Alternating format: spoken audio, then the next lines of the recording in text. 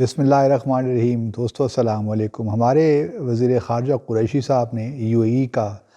2 روزہ دورہ کیا ہے اور آج اس کا آخری دن ہے، اور لگتا یہ ہے کہ شاید حکومت وقت نے کچھ ہماری بات بھی سن لی، کیونکہ ہم پچھلے ایک ماہ سے تو یہ کہہ رہے ہیں کہ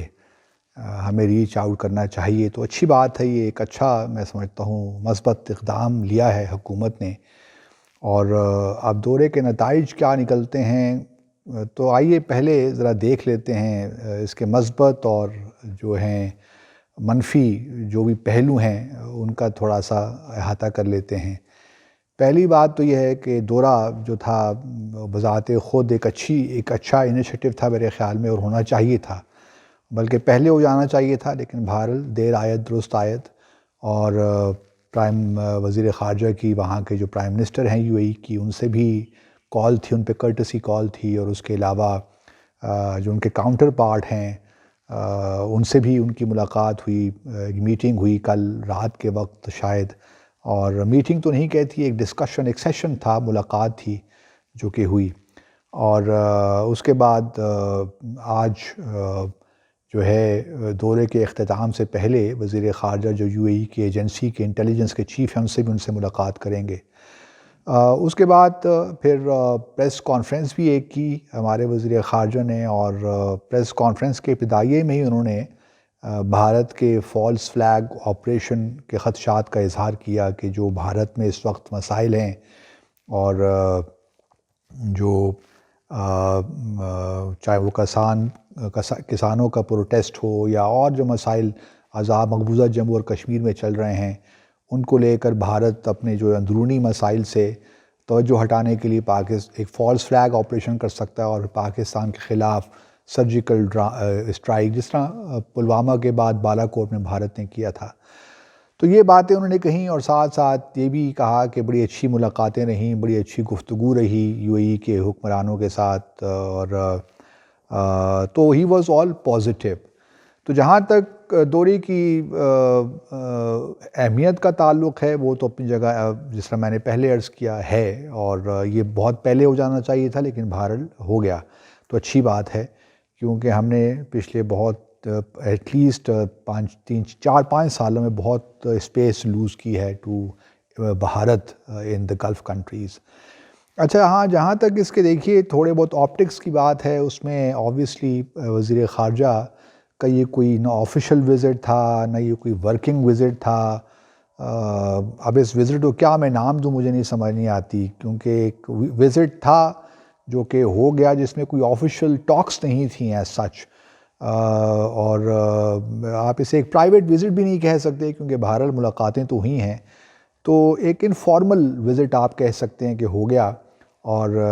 جو کہ اچھی چیز ہوئی۔ لیکن بہرحال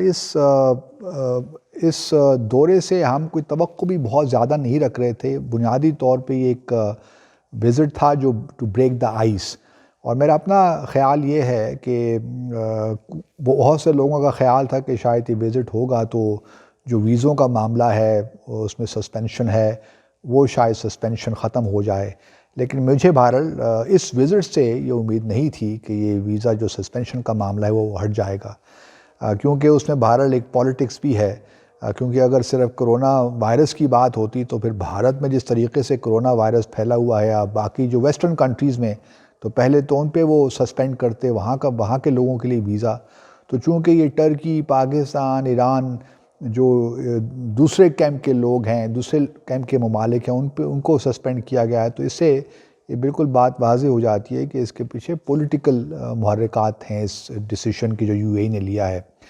اب ناظرین، چونکہ یہ ایک انفارمل سا وزٹ تھا، اس کو ہم کوئی نام بھی ایسے نہیں دے سکتے، کچھ قریشی صاحب کے لیے کچھ ایسا اشاعہ بھی نہیں ہوا ان کے کاؤنٹر پارٹ کی طرف سے، نہ کوئی ظہرانہ دیا گیا۔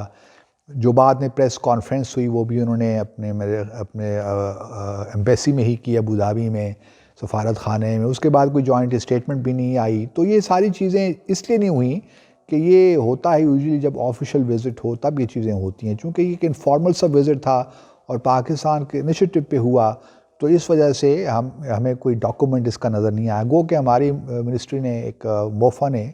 ایک پریس ریلیز بھی ایشو کیا. پھر کراؤن پرنس سے کوئی ملاقات نہیں ہوئی, کوئی کال نہیں تھی قریشی صاحب کی. وہ بھی چلے انڈرسٹینڈیبل ہے, کیونکہ میرا اپنا مجھے جو رپورٹس مل رہی ہیں وہ یہی ہے کہ وزیر اعظم صاحب